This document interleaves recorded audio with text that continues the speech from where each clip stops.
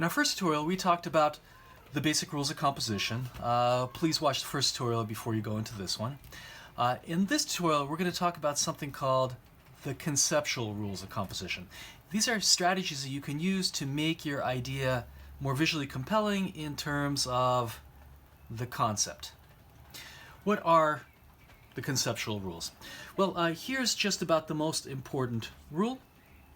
Be specific. Be specific. What does that mean? Well, let's say I have a landscape. And the landscape looks like this. Here's a tree. Here's a tree.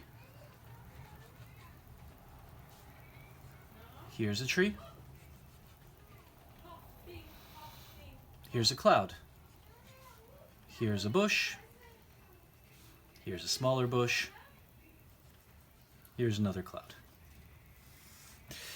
What's the problem with this composition? Well, there's some problems formally. We've got some centering going on, we've got some aligning, we've got some compositional problems, balancing here. But most importantly, the biggest problem is that this composition is generic. It's generic because we can't really tell what kind of tree this is. We can't tell what kind of cloud this is. We can't tell what kind of bush this is. They all look a little bit the same. This is, look, maybe these are heads of broccoli, as far as you know, or cotton candy. This composition is generic. So what would be a better composition? A composition that is more specific. So what kind of tree is this one? Well, it is some kind of 200-300-year-old oak tree with a wide, expanding canopy of leaves. What kind of tree is this? Well, this might be a very tall and slender evergreen. A spruce or a fir, I don't know. I can't tell the difference. Right? And then this tree might be some kind of, we're in California, palm tree.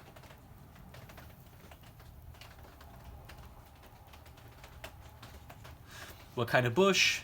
I really don't know my bushes, but let's say this bush has branches going this way and is laying flat on the ground. And then this bush is a topiary tree. It's been trimmed. What kind of cloud? Well, these are some kind of streaky high altitude clouds. Cirrus clouds, if not mistaken. Okay, so why is this composition better? The arrangement is more or less the same. So we've got still the problems of alignment, centering. It's no good visually, but this composition is specific. Specific detail is inherently more interesting than things that are generic. This is something that applies to all forms of art across the board, from literature to stand-up comedy, if you consider stand-up comedy an art, to the visual arts. Specific detail is more interesting than generic detail. So in literature, if, let's say, I'm writing some kind of romantic short story about my time in Paris, if I describe my first paragraph, the street, let's say in my first paragraph I describe the street as the purplish gray cobblestone streets are reflecting the burnt orange awning of the pâtisserie. That is a more interesting sentence, paragraph, than simply saying the street is gray and it's kind of speckled, or it's asphalt, right? Be specific. Specific detail, more interesting than generic detail. All right. All the other rules are, in effect, a corollary of being specific. So the second rule, I would say, is to include variety. Include variety. Include variety. What does that mean? Well,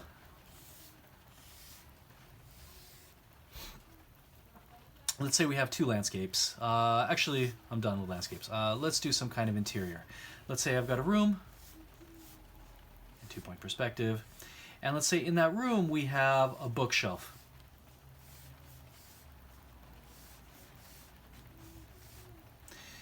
Let's say we have a row of books here. Here's some books, books, books, books, books, books, books, books, books, books, books, books, books, more books. And on this side we have pictures, pictures, pictures, pictures, pictures.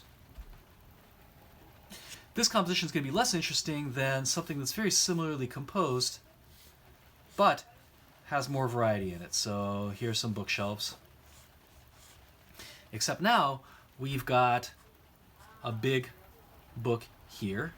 Then we have a stack of books going this way. Then maybe there's a little book going like this. Then here we have a book that's open, going like this. And then here maybe we have some kind of vase. Let's say the bottom row has maybe a few books going this way, and then more stacked books this way, then going this way. You can see that these shelves are more interesting than the shelves that have a lot of repetition. And the same thing here. So maybe I'll have some kind of oval cameo painting, and then I'll have a small painting this way, maybe two, and then I'll have a larger painting this way, and maybe a few paintings this way. Excuse me. More variety you include in the composition, generally the better. Now, you notice that if I'm specific about the shapes I'm representing, I'm going to automatically check off the variety. So this is why I always say that really everything follows from being specific. Include variety, be specific. What else should we talk about? Let's get another piece of paper. Include contrast. That's rule number 3.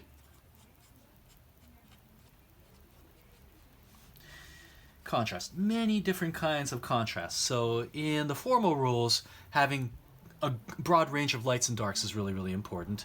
Having a contrast of shapes. Small shape, large shape. In terms of depth, having something really, really close, something far away. Contrast in all of its varieties is really important in art. So for instance, if I have two characters, one of my characters is going to be really thin, like this. My other character is going to be plump. One character has a tall hat, one character has a wide hat. One character has very high pants, the other character has baggy low pants. Look, these kind of principles are often used in filmmaking. So in Laurel and Hardy, for instance, if you guys know who Laurel and Hardy are, there's a comedic group. One character is really small and thin and happy. The other character is really big and very morose, very serious. The contrast of these two characters is compelling. So include contrast. Lots of different ways of having contrast. So for instance, just contrasting big and small. So this is really common in fantasy art. You have some kind of horrible monster,